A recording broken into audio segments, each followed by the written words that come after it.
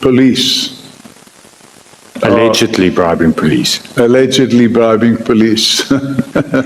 Anybody that's allegedly involved in that activity need to face the music, especially when it comes to my attention that the person in question is allegedly bankrolling conduct against others, including myself. So, you see, Mr. O'Sullivan, it's very difficult because a lot of these aspects are in court. The allegations against General Paghlani, we can't as a committee make a determination, is he guilty of corruption or not?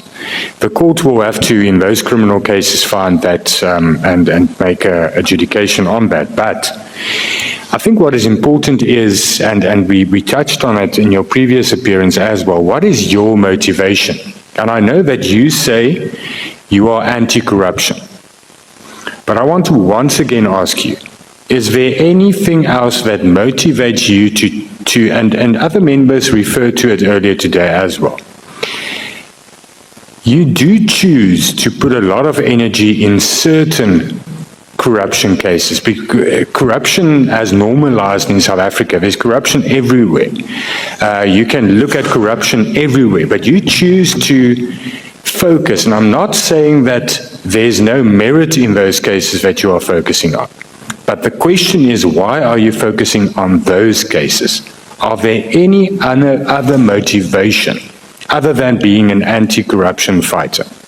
Yeah, so that would probably be it, Chairman, because if I had to, I already work 16 hours a day.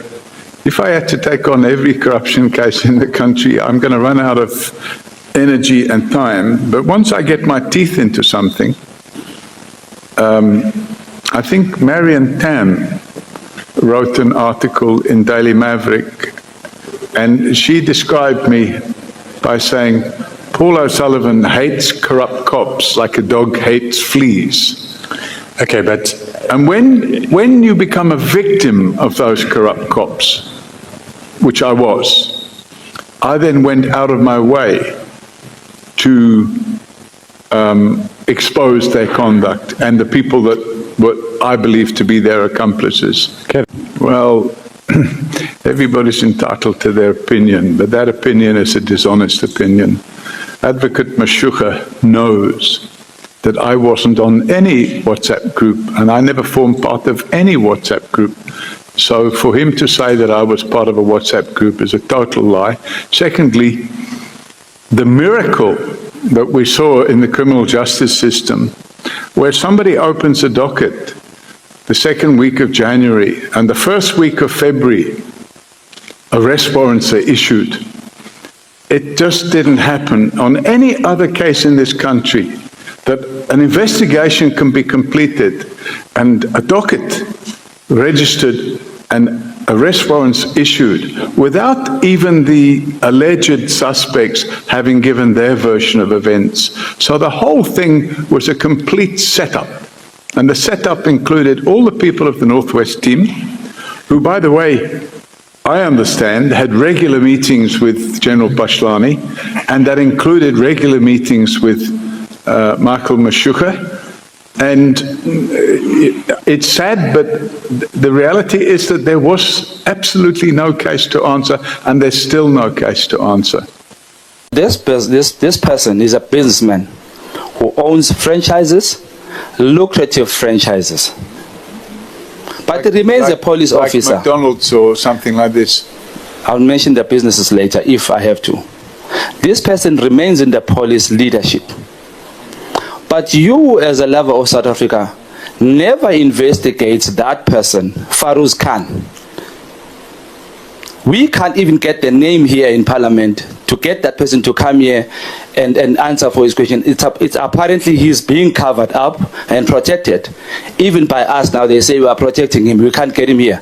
Why didn't you investigate Farouz Khan, but you went for Paghlani, whom you do not have a single evidence of what he has done? Your statement sitting there in front of you doesn't have an ounce of evidence about Mr. Paghlani. Why did you leave Farouz Khan out?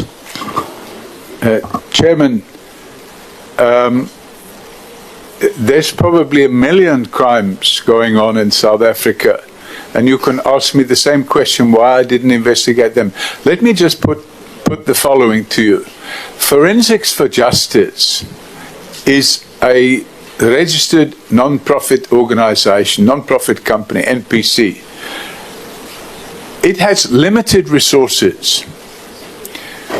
If nobody came to us, by the way, with all this talk about the makeup artist. But you do know Khan, right? I've met him You know twice. Sibia, right? I've met him You several know times. Mandla, right? Who? Mandla Mahlangu.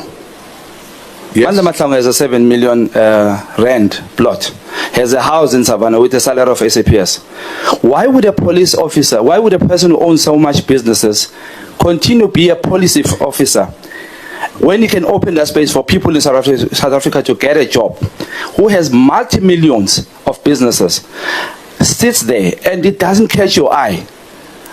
Allegations of 300 million of drugs, that doesn't catch your eye, but Patlane's house catches your eye. 80,000 rand sound catches your attention. Aye, Bob Sullivan. You are silent. Sorry, Chairman, is that a question? It or is a question. I'm just curious on how So do is you it a question how do or a you statement? pick who to attack? Pardon? How do you pick? How do you identify who to attack? Why would you leave Mandla?